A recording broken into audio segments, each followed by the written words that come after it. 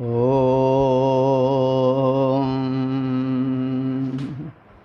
वेद प्रेमियों सभी श्रोताओं, संप्रति हम सब ऋग्वेद के प्रथम मंडल के 126वें सूक्त के 5वें मंत्र की व्याख्या में प्रवेश करने जा रहे हैं। यह मंत्र त्रिष्टुप नामक छंद में निबद्ध है। मंत्र दृष्टा ऋषि हैं कक्षीवान और देवता हैं स्वनय भाव्य।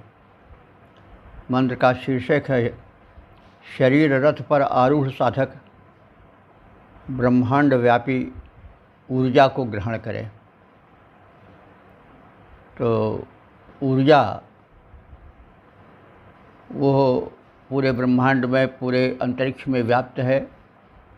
उसी ऊर्जा को, जिससे जीवन चलता है, संसार चलता है, उसको वृक्ष वनस्पतियाँ ग्रहण करते हैं और उनको ग्रहण करके जो है वो शाकाहारी प्राणी शक्ति प्राप्त करते हैं और फिर शाकाहारी प्राणियों के माध्यम से जो पोषण पाते हैं मांसाहारी सिंह आदि। तो यह एक क्रम है, एक सिलसिला है। तो ब्रह्मांडीय ऊर्जा जो सूक्ष्म रूप से शून्य में, अंतरिक्ष में बिखरी हुई है, उसको ग्रहण करें। जो साधक हैं, जो जीवन को सफल, सार्थक और सशक्त बनाना चाहते हैं, इसका संकेत इस मंत्र में है। तो शरीर रथ पर आरूढ़ साधक ब्रह्मांड व्यापी ऊर्जा को ग्रहण करें, इस भाव से संबंधित मंत्र का प्रथम पाठ हो जाए। ओम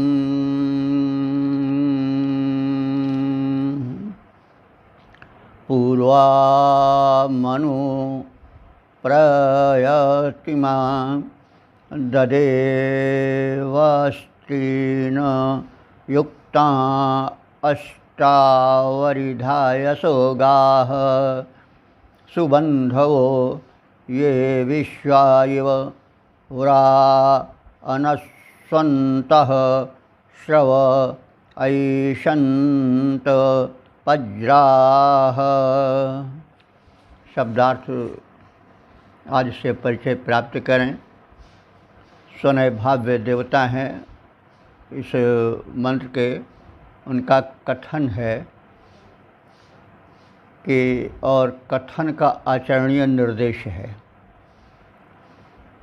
वे अनय भाव्य, स्वनय भाव्य, जो कि भावना के वश में हो करके परमात्मा रूप में आत्मा को संदेश दे रहे हैं। वो कह रहे हैं कि हे सुबंधव, हे बंधु स्वरूप सदाचारी आत्माओं, मनुष्यों, पूर्वाम प्रयतिम अन। पूर्वाम माने पहले, पूर्व काल में, जैसे मैं उपासकों के पोषण के लिए, कल्याण के लिए प्रयत्न करता चला रहा हूँ, वैसे वर्तमान समय में भी तुम सबके पोषण के लिए मैं युक्तियाँ बताता हूँ और प्रयत्न करता हूँ। वह प्रयत्न और युक्ति क्या है कि तीन अष्टौ अरिधायसः गाः। तीन अष्टौ माने 3 और 8 अर्थात 11। धायसाह गाह माने, धायसा माने भरण पोषण करने वाली, गाह माने इंद्रियां हैं। तो 3 और 8 11 हुआ। तो 11 इंद्रियां कौन हैं? 5 कर्मेंद्रियां, 5 ज्ञानेंद्रियां, 10 ये हुई और 11वीं इंद्रिय मन है। तो इस तरह से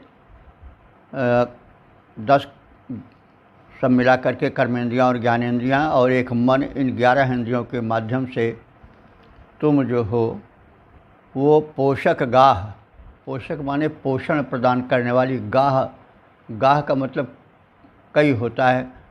गो से वही गाह बना है।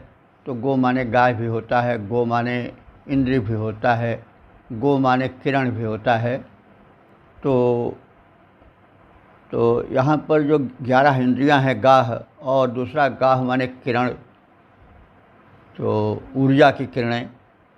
तो ऊर्जा की किरणें जो अंतरिक्ष में बिखरी हुई हैं, उनको तुम साधक लोग अपने 11 इंद्रियों के माध्यम से ग्रहण करो।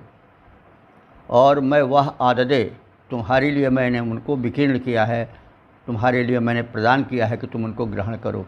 तो प्राणायाम आदि से भी ग्रहण किए जा सकते हैं। वनस्पतियों से लोग ग्रहण करते हैं क्योंकि ऊर्जा जो होती है उसको वनस्पतियाँ ग्रहण करती हैं, अपने में संचित करती हैं, उनमें क्लोरोफिल होता है और संचित करके फिर वे फल फूलों में बिखेर देती हैं, पत्तियों में भी रहता है। इसलिए शाकाहारी उसको ग्रहण करके वो पोषण जो कि किरणों के माध्यम से वनस्पतियों में आता है, फल फूलों में आता है, उसको ग्रहण करके जीवित रहते हैं।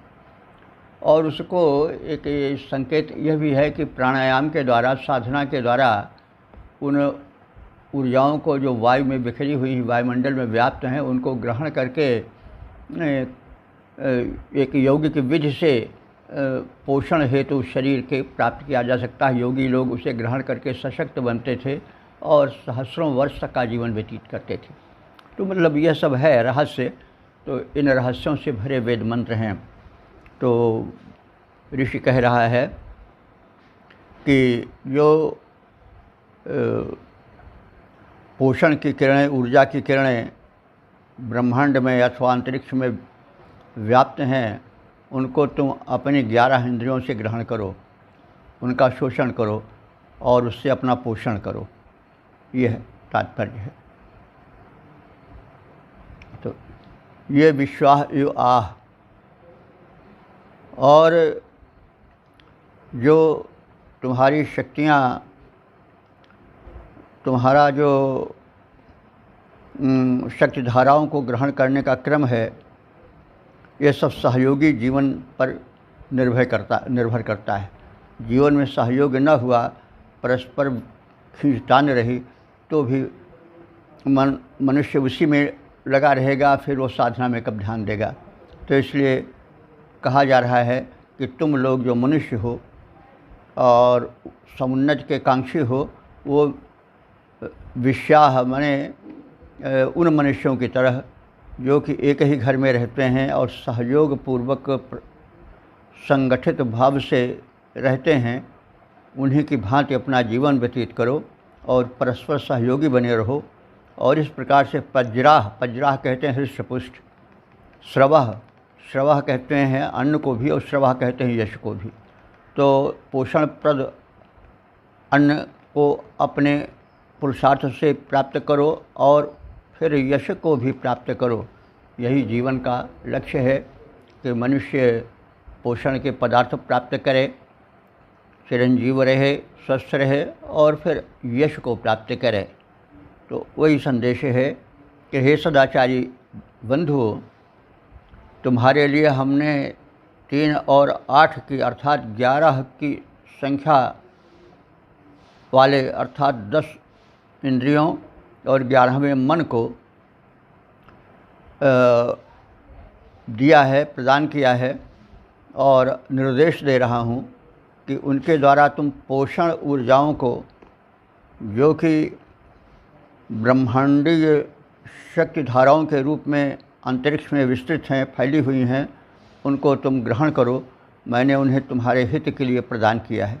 ये सब सहयोगी जीवन से सुलभ हो सकता है, इसलिए तुम अपने घर में हिल मिल करके सहयोगपूर्ण जीवन बिताओ और हृष्ट-पुष्ट शरीर रूपी रथ को आधार बनाकर चलने वाले यश की कामना करो। शरीर को रथ बताया गया है पीछे, उसे दशरथ भी कहा गया है क्योंकि 10 इंद्रियों से युक्त रथ होता है, शरीर है वो।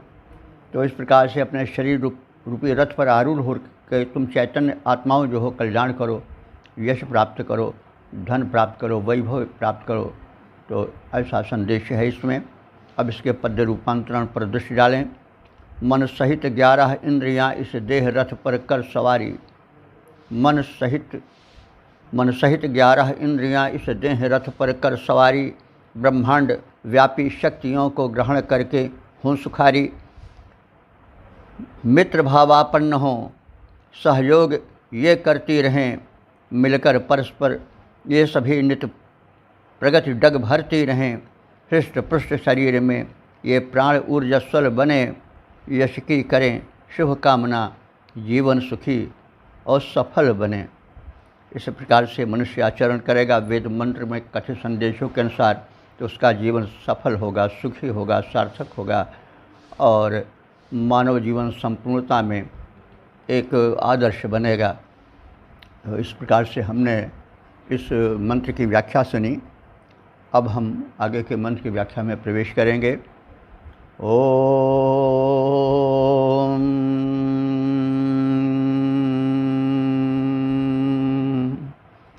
वेद प्रेमियों सुधी श्रोताओं, संप्रति हम सब ऋग्वेद के प्रथम मंडल के 126वें सूक्त के छठे मंत्र की व्याख्या में प्रवेश करने जा रहे हैं।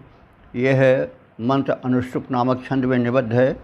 मंत्र दृष्टा हैं सनय, नृप, और इस का जो विषय है अथवा शीर्षक है वह है कि सनय नृप द्वारा राजनीति का परिचय।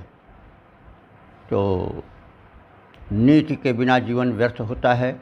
जो नीति से अनीति पर चलता है उसकी सारी शक्तियाँ क्षीण हो जाती हैं, जीवन बिखर जाता है।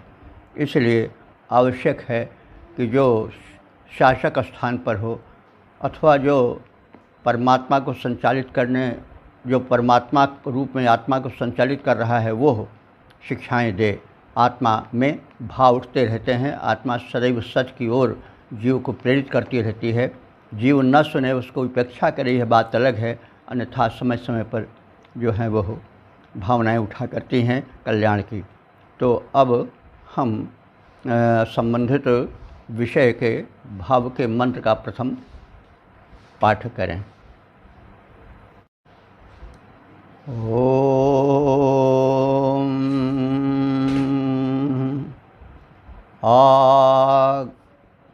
गधिता परिगधिता या कशिकेव जंगहे ददाति मह्यं या दूरी या शूनां भोज्या शता। शब्दार्थ आज से परिचय पाएं। शासकों उपशासकों के हेतु इस मंत्र के वचन कथित हैं। वे बड़े उपयोगी हैं क्योंकि शासक संचालक होता है राष्ट्र रथ का। यदि संचालक ठीक न हुआ तो राष्ट्र रूपी रथ गर्त में पतित होगा, इसमें संदेह नहीं है। तो इसलिए शासकों प्रशासकों की बड़ी जिम्मेदारी होती है। उनमें पूरा राष्ट्र समाहित होता है, इसलिए उनका चैतन्य होना, नीतिवान होना परम आवश्यक है। इसलिए शासकों प्रशासकों को लक्षित करके यह मंत्र कहा गया है। इसमें राजनीति है। राजनीति यह है कि जो शासक प्रशासक हैं वे सद्गुणियों को, विद्वानों को समादृत करें।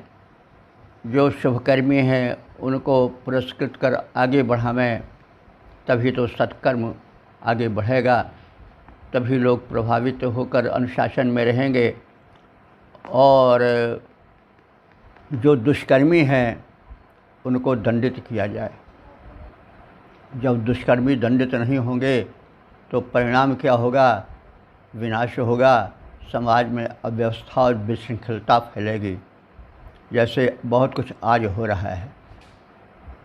तो राजनीति में भी लोग ऐसे बैठे हुए हैं जो कि क्रिमिनल्स हैं। ऐसा कहा जाता है कि उनका आधिक्य है, क्योंकि वे अपने दल बल के कारण, शक्ति के कारण लोगों को वरवश कर देते हैं वोट आदि देने के लिए। खैर, ये तो अलग की बात है, लेकिन ध्यान रखना चाहिए इसका। शासकों प्रशासकों की बड़ी जिम्मेदारी होती है। राष्ट्र की उन्नति उन्हीं पर निर्भर है, पतन भी उन्हीं पर है। तो अब आगे कहा जा रहा है वो एक आदर्श राजा का रूप खींचा जा रहा है। याशु नाम यादुरी। मैं जो याशु नाम प्रयत्नशील हैं उनके उन्नति को मार्ग में प्रेरित करने वाली नीति की बात कहता हूँ। और आगधिता वे लोग आगधिता माने अच्छी प्रकार से उसे ग्रहण करें, उसको प्रयोग करें, और परिगधिता माने उत्तम गुणों से युक्त होकर जंगहे माने राष्ट्र को आगे बढ़ावें और राष्ट्र को धारण करने में समर्थ हों। वे एक ओर तो दुष्टों को दंडित करें, एक ओर प्रजाओं को जो सत्कर्म में लीन हैं उनको प्रोत्साहित करें, पुरस्कृत करें, और दूसरी ओर वे दुर्वृत्तों को, दुष्टों को दंडित करें। तो दुष्टों को दंडित करने के लिए जो शब्द प्रयोग किए जा रहे हैं वे हैं कशिका या काशिका इव। काशिका कहते हैं चाबुक। तो जैसे काशिकायु माने चाबुक की तरह, जैसे चाबुक के द्वारा रथ में जुता हुआ अश्व या वृषभ जो हल शकट आदि खींचता है उसको नियंत्रित किया जाता है, वैसे जो कुतत्व हैं, जो दुष्कर्मी हैं, चोर और लुटेरे और कुकर्मी, विधर्मी, वे नियंत्रित हों। तो इस प्रकार से वे शासक काशिकायु माने चाबुक की तरह शत्रुओं को, जो मानवता के, समाज के शत्रु हैं, उनको नियंत्रित करें, उनको दंड दें। तो मह्यम भोज्या ददाति, और इस प्रकार से प्रजा रूप में व्याप्त मुझ ईश्वर को वे संतुष्ट करें और भोग्य पदार्थ दें, क्योंकि ईश्वर तो ईश्वर सर्वभूतानां हृदयेषु अर्जुन, सभी सारी जो है व्यक्ति अभिव्यक्ति उसी ईश्वर की ही तो है। तो इस संदर्भ में जो शासक प्रशासक हैं उन्हें चाहिए कि, क्योंकि संसार सु और कु दोनों से मिलकर बना है, अच्छे और बुरे दोनों हैं, तो संतुलन बनाए रखने के लिए जो श्रेष्ठ तत्व हैं, उत्तम तत्व हैं, उनको आगे रखना चाहिए। और इसके लिए जो शक्तिमान शासक हैं वे प्रयत्नशील हों, जो सज्जन हैं उनको पुरस्कृत करें, उनको आगे बढ़ावें, और जो दुर्जन हैं उनको दंडित करें। यही कृष्ण ने भी कहा है गीता में कि परित्राणाय च साधूनां विनाशाय च दुष्कृतां धर्म संस्थापनार्थाय संभवामि युगे युगे। तो वो एक शासकों प्रशासकों के लिए उपदेश है। तो मतलब वेद के ही तो जो भाव हैं वो सर्वत्र बिखरे हुए हैं। अंकुर वेद ही से है और विस्तार अन्य ग्रंथों में है, चाहे वो साहित्य के ग्रंथ हों, काव्य के ग्रंथ हों, चाहे नीति के ग्रंथ हों, चाहे दर्शन के ग्रंथ हों, चाहे जिस देश के ग्रंथ हों, चाहे जो धर्म हो, सब वेद से ही अनुप्राणित हैं। तो हम शब्दों पर विचार करेंगे तो ये भली भांति स्पष्ट होता चलेगा। तो इस प्रकार से स्वनय भाव्य कहता है, वो स्वनय भाव्य नृप रूप में भी है, परमात्मा रूप में भी है। तो राजा की नीति सत प्रयत्नशीलों को उन्नति के मार्ग पर प्रेरित करने वाली होनी चाहिए। विधिवत प्रयुक्त होने पर उत्तम गुण से युक्त होकर राष्ट्र को धारण करने में वह नीति समर्थ होती है। वह नीति नियम का पालन न करने वालों और विरोधी कुतत्वों पर चाबुक बनकर टूटने वाली होनी चाहिए, और श्रेष्ठ प्रजाओं से सुखी, समृद्ध और उपभोग योग्य पदार्थ इस नीति के द्वारा मिलता रहता है। तो अब हम इस मंत्र के शब्दार्थ और भावार्थ के परिचय के उपरांत पद्य रूपांतरण पर भी दृष्टि डालें। नीतिवान नृप की यों उत्तम नीति हुआ करती है, नीतिवान नृप की यों उत्तम नीति हुआ करती है। सतपथ गामी जन में वह प्रेरणा नई भरती है, जो हैं शुभ विचारधारी उनमें उन्नति बन आती। किंतु दुष्ट अनयी दल पर वह कोड़ा है बन जाती। इस प्रकार नय नीति निपुण नृप करें राष्ट्र को धारण, उत्तम गुण युत सुख समृद्धि भर करें देश संरक्षण। ओम वेद प्रेमियों, सुधे श्रोताओं, संप्रति हम सब ऋग्वेद के प्रथम मंडल के 126वें सूक्त के 7वें मंत्र की व्याख्या में प्रवेश करने जा रहे हैं। यह मंत्र अनुष्टुप नामक छंद में निबद्ध है। मंत्र दृष्टा ऋषि हैं कक्षीवान, और जो इसके देवता हैं वो रोमशा। तो रोमशा का तात्पर्य हुआ कि सद विचार से युक्त सदगृहिणी। रोम वैसे लोम को कहते हैं, तो रोमशा एक यो कहा गया है कि जैसे शरीर में रोम रहते हैं वो वैसे उसके शरीर में सद्विचार रहते हैं, तो रोमशा। तो अब यहाँ पर सद्गृहिणी की सम्मत की सराहना की गई है। तो अब संबंधित मंत्र का प्रथम पाठ हो जाए। तो ओम उपोप में परा मृष मां में दभ्राणि मन्यथाः सर्वाहमस्मि रोमशा गंधारिणा मिवाविका। शब्दार्थ भावार्थ आज से परिचय प्राप्त करें। सद्गृहिणी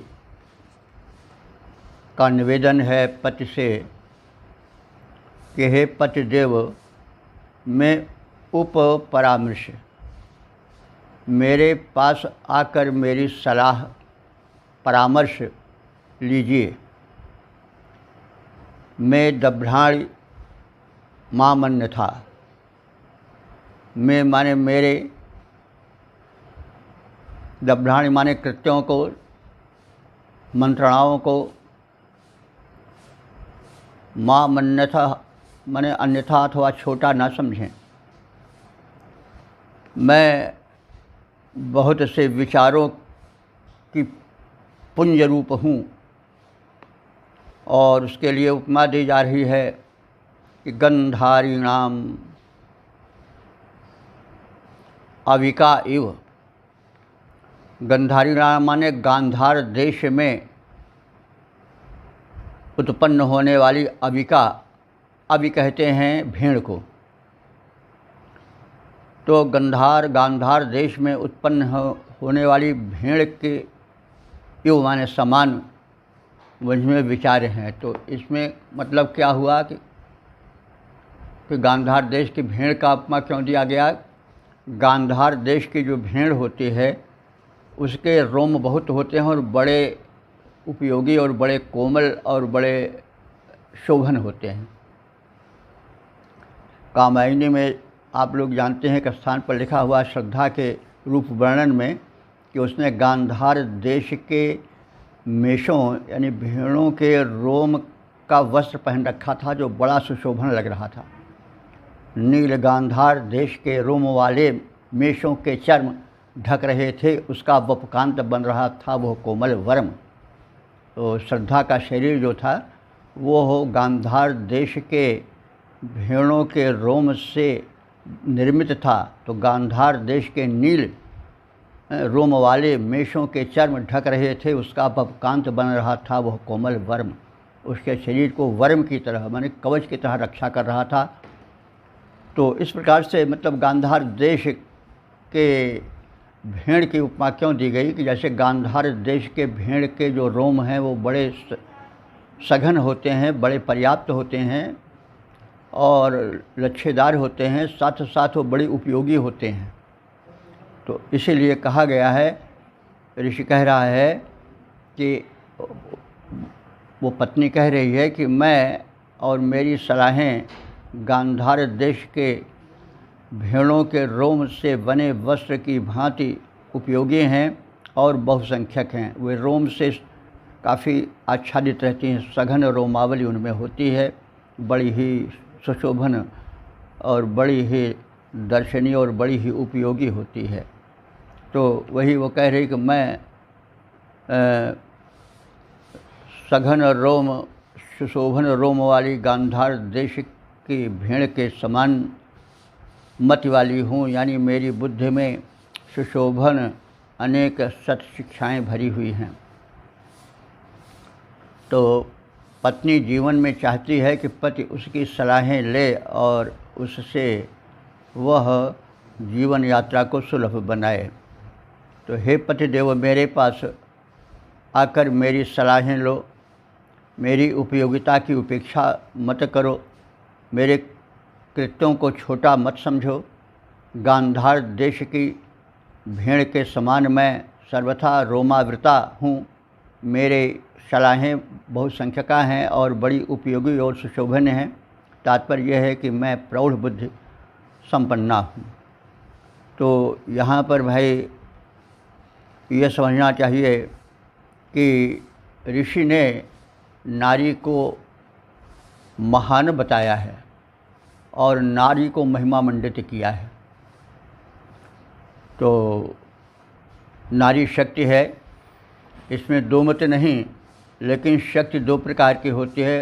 तलवार जो है रक्षा भी करती है और अंग को भी काट सकती है। उसी तलवार से आत्महत्या भी की जा सकती है, उसी गोली से दुष्टों को मारा जा सकता है, उसी से सज्जनों को भी मारा जा सकता है, उसी से शेर भी मारा जा सकता है, भेड़िया भी मारा जा सकता है और उसी से कोई गाय भी मारी जा सकती है। तो कहने की यह मतलब हुआ कि गृहिणी बहुत शक्ति स्वरूपा होती है। या देवी सर्वभूतेषु शक्ति रूपेण संस्थिता, नमस्तस्यै नमस्तस्यै नमस्तस्यै नमो नमः।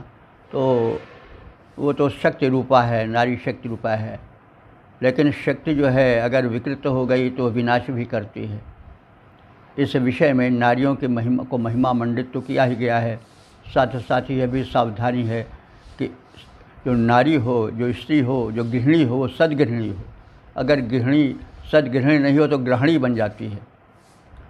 और इतिहास बताता है कि नारियों ने महापुरुषों को बनाया है और नारियों ने संहार भी कराया है, विनाश भी कराया है, कुल को जोड़ा भी है, कुल को तोड़ा भी है। तो ऐसा इतिहास सिद्ध तथ्य है कि सिकंदर को, जो कि विश्व विजेता था, उसको उसकी माता ने विश्व विजेता बनाया। वो कहा करती थी बचपन से कि बेटे तुमको विश्व विजयी बनना है, संप्रेरित करती रहती थी और वो भावना उसके हृदय में ज्वलित हो करके उसको विश्व विजय के लिए प्रेरिका बनकर आई। शिवाजी की माता जीजाबाई शिवाजी को प्रेरित करती रहती थी कि बेटा तुम्हें इन मुगलों की शक्तियों को छिन्न भिन्न करना है। ये जो हैं वो लोक पीड़क हैं, अनयी हैं, अत्याचारी हैं। और जब जन्मदिन आता था शिवाजी का तो मांगती थी अपने पुत्र से कि आज बेटा रायगढ़ का किला दो, आज हमें वो किला जीत कर दो मुगलों का। और इस प्रकार से वो शिवाजी को आगे बढ़ाती थी। और आप देखें नारी जो थी वो कौशल्या भी थी, नारी सुमित्रा भी थी, नारी उर्मिला भी थी। और कौशल्या ने कुल को जोड़ा और तुलसीदास जी ने लिखा है कि जब राम गए माता के पास कि मैं जाना चाह रहा हूँ, वन को पिता की ऐसी आज्ञा है, तो कौशल्या जी कहती हैं कि जो केवल पितु आय सुताता तो जन जाहु जाने बड़ माता, और जो पितु मातु कहो बन जाना तो कानन सत अवश्य समाना। अगर केवल पिता की आज्ञा हो तो मैं भी बड़ी माता हूँ, मेरा भी अधिकार है। तो तुम मत जाओ, मैं अपने अधिकार का प्रयोग करूँगी, लेकिन जो पितु मातु कहो बन जाना। अगर पिता दशरथ ने और माता कैकेयी ने दोनों ने कहा है तो फिर जाओ बेटा, कानन सत्य और समाना, तुमको जंगल सैकड़ों अयोध्या के समान आनंदप्रद और रक्षाप्रद बनेगा। तो यह माता कौशल्या थी। सुमित्रा ने अपने पुत्र को लक्ष्मण को अर्पित किया। उर्मिला का बड़ा अच्छा चित्र एक स्थान पर आया है कि जब माता से आज्ञा लेकर के लक्ष्मण जाते हैं तो उससे कहते हैं, हे प्रिय,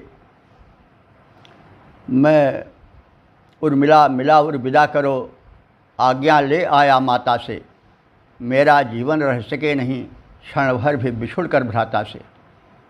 उर्मिला का उत्तर क्या है कि जब भ्राता की सेवा का यों मन में सुविचार बनाते हो तो दासी से बातें करके क्यों व्यर्थ विलंब लगाते हो। जाइए, शीघ्र जाइए, विलंब मत कीजिए। तो इस प्रकार से नारियां थीं।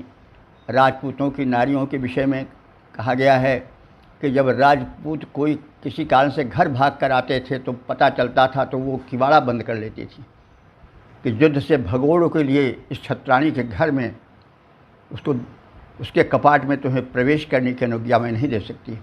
ऐसे इतिहास के उदाहरण है राजपूत युग के। और एक रासो ग्रंथ में लिखा हुआ है कि भल्ला भया जो माड़ियाँ बहेड़ महारो कंथ, लज्जयम तो वैसे हम जो घर भज जानत। कह रही है कि हे बहनों, हे सहेलियों, बड़ा अच्छा हुआ जो मेरा पति मार डाला गया युद्ध में। अगर वो भाग करके घर आता तो मैं तुम सब सहेलियों सखियों के बीच में लज्जित होती कि मेरा पति भगोड़ा है। तो भल्ला भया जो माड़ियाँ बहन महारो कंथ, लज्जयम तो वैसे हम ये घर भज जानत।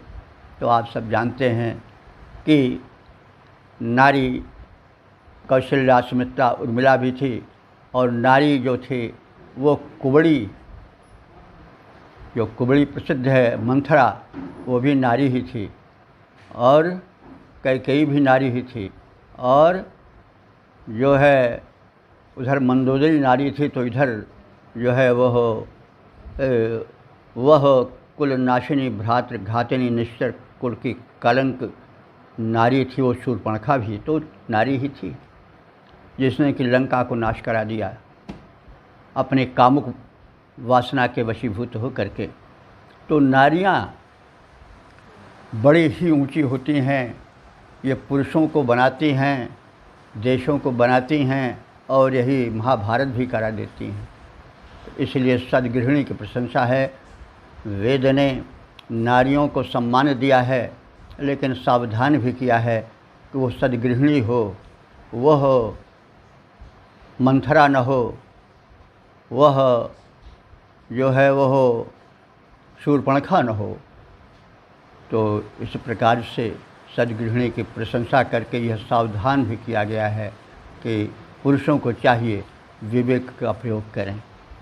तो इस प्रकार से यह जो कहा गया कि हे पति देवता, नारी कह रही है कि मेरे पास आकर मेरी सलाह लें, मेरी उपयोगिता की उपेक्षा न करें, मेरे कृत्यों को छोटा न समझें।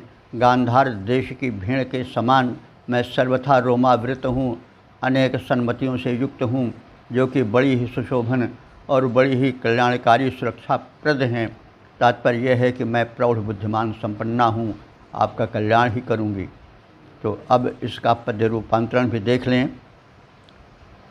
पतिदेव, गृहिणी कह रही है, सद्गृहिणी कह रही, पतिदेव गृहस्थी में मेरी सलाह है, सलाह अतिशय उपयोगी है उपेक्षणीय कदापि नहीं, जीवन मेरा उद्योगी है। गांधार देश की भेड़ रोम से आवृत रहती है जैसे, गांधार देश की भेड़ रोम से आवृत रहती है जैसे, है नेक सलाहों से पूरित मेरा जीवन भी है वैसे। तो इस प्रकार से हमने इस ऋग्वेद के प्रथम मंडल के 126वें सूक्त के 7वें मंत्र की व्याख्या से परिचय प्राप्त किया। यह मंत्र इस सूक्त का समापन वाला मंत्र है। इस 126वें सूक्त में 7 मंत्र का समवाय है। यह जो है वह अनुष्टुप और त्रिष्टुप नाम के छंद में निबद्ध है। 1 से लेकर 6 तक मंत्र जो हैं वो त्रिष्टुप के हैं, और 1 से 5 तक के मंत्र त्रिष्टुप के हैं, 6 और 7 संख्या वाले मंत्र जो हैं वह अनुष्टुप के हैं। तो मंत्र दृष्टा कक्षीवन है। इसमें देवता जो हैं वो 2 हैं, स्वनय भाव्य, और अंतिम 7वें मंत्र के जो देवता हैं वो हैं रोमशा, ब्रह्मवादिनी नारी। तो इस प्रकार से हमने ऋग्वेद के प्रथम मंडल के 126वें सूक्त का समापन श्रवण और व्याख्या द्वारा किया। इसमें कुल 7 मंत्र थे और अब तक जो मंत्र व्याख्यायित हो चुके हैं ऋग्वेद के प्रथम मंडल के, उनकी संख्या है 1425। तो अब इस सूक्त के भाव का संक्षिप्त परिचय प्राप्त कर लिया जाए। यह जो सूक्त है इसमें इतिहास के साथ साथ अध्यात्म को भी पिरोया गया है। स्वनय एक प्रकार एक नृप है जो गांधार देश में रहता है और वह प्रजा का परिपालन करता है, संदेश देता है, और साथ ही साथ वह दशरथ वाला होने से आध्यात्मिक रूप भी धारण करता है। तो वह राजा रूप में लोगों को धन धान्य प्रदान करता है और दशरथ प्रदान करता है, दशरथ पर चलता है, और आध्यात्म परक अर्थ के द्वारा यह ईश्वर जो है हृदय में निवास कर रहा है, वह दशरथ रूपी इंद्रियों से युक्त रथ पर, 10 इंद्रियों से युक्त रथ पर चलता है और आगे बढ़ता है, प्रगति करता है। जो शत्रु हैं काम क्रोध लोभ आदि उनका संहार करता है और सद्भावनाओं को जो है परिपल्लवित करता है। इसमें नीति भी दी गई है कि राजा को कैसा होना चाहिए। राजा को जो सत्कर्मी हैं उनको पुरस्कृत करना चाहिए ताकि राष्ट्र में कला और विद्या की उन्नति हो, और जो दुष्कर्मी हैं उनको निरंतर जो है वो पराभूत करना चाहिए, दंडित करना चाहिए। इसके लिए बड़ा इसी आधार पर बड़ा अच्छा कालिदास ने एक उदाहरण प्रस्तुत किया है कि रघुवंशी राजा जो थे वो ऐसे थे कि सेना तो केवल उनकी दिखावा थी कि राजा महाराजा हैं, फौज पलटन रहनी चाहिए, लेकिन वो शासन जो शासित करते थे वो 2 रूप से करते थे। उनका आचरण और उनकी बुद्धिमत्ता इतनी श्रेष्ठ थी, वे बुद्धिमानों की परख करते थे और उनको समादृत करते थे। इसलिए जो बुद्धिजीवी वर्ग है वो उनकी बुद्धिमत्ता से प्रभावित होकर सदैव वशीभूत बना रहता था, और जो दुष्ट प्रकृति के प्रजा के लोग थे या जो अन्य लोलुप आक्रमणकारी थे उनके लिए उनका धनुष बाण चढ़ा हुआ रूप दिखाया जाता था। ये देखो ऐसा धनुष है, एक नहीं बचने पाओगे, इससे अपनी सीमा में रहो, संभल कर रहो। तो वही सेना परिच्छदस्तस्य द्वयवार्थ साधनम शास्त्रीय अकुंठता बुद्धि और मौरवी धनुष जातता। रघुवंशी राजाओं के अनुशासन के 2 ही केंद्र थे, शास्त्रों में उनकी अकुंठित बुद्धि और धनुष के ऊपर चढ़ी हुई उर्वी पर चढ़ा हुआ तीर।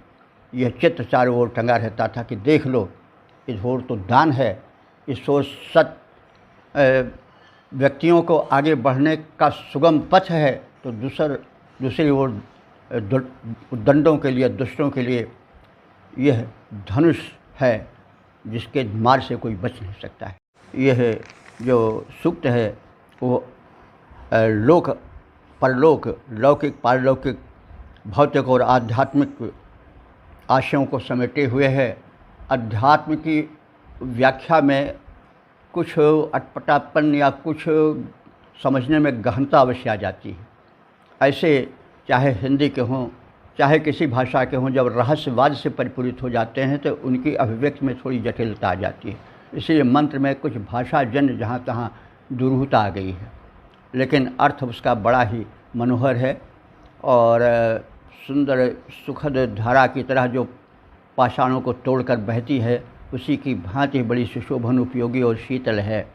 तो इस तरह से इस मंत्र में अंत में सद्गृहिणी का भी एक दिया गया है कि नारी जो है वो पुरुष की उद्धारक भी है, उसका समादर करना चाहिए, लेकिन ध्यान करना चाहिए कि वो सद्गृहिणी हो, ग्रहणी न हो, नहीं तो परिवार तोड़ भी देती है। तो इसके लिए जैसे कहा गया है कि नारी तो पुरुष को उठाने वाला है, इतिहास में उसके बड़े वृत्तांत हैं, जितने महापुरुष बने हैं वो सब नारियों की देन हैं, लेकिन वे ही जो है महाभारत भी करा देती हैं, और वे ही रामायण में कहीं मंथरा के रूप में, कहीं शूर्पणखा के रूप में विनाश भी करा देती हैं। तो इसलिए सद्गृहिणी की प्रशंसा की गई है, नारी की महत्ता का भी वर्णन किया गया है, और यह सूक्त अध्यात्म भावना से, लौक और परलोक की भावना से भरा हुआ है, अनुकरणीय है, भाषा का काठिन्य है, लेकिन प्रतीकों और रूपकों से घिरा हुआ है, लेकिन जो कठिन होता है उसमें आनंद भी होता है। तो हम इस प्रकार से वेद के मंत्रों का जो है वो अध्ययन करें, उसके गूढ़ रहस्यों को समझें, उसमें प्रवेश करें, आत्म कल्याण करें, समाज कल्याण करें, राष्ट्र कल्याण करें, विश्व कल्याण करें। इस प्रकार से अब हम आज के इस कार्यक्रम, आज के इस व्याख्याक्रम का समापन करते हैं, और अब अगले दिन हम ऋग्वेद के इस मंडल के 127वें सूक्त की व्याख्या में प्रवेश करेंगे। ओम सर्वे भवन्तु सुखिनः, सर्वे सन्तु निरामयाः, सर्वे भद्राणि पश्यन्तु, मा कश्चित् दुःखभाग् भवेत्।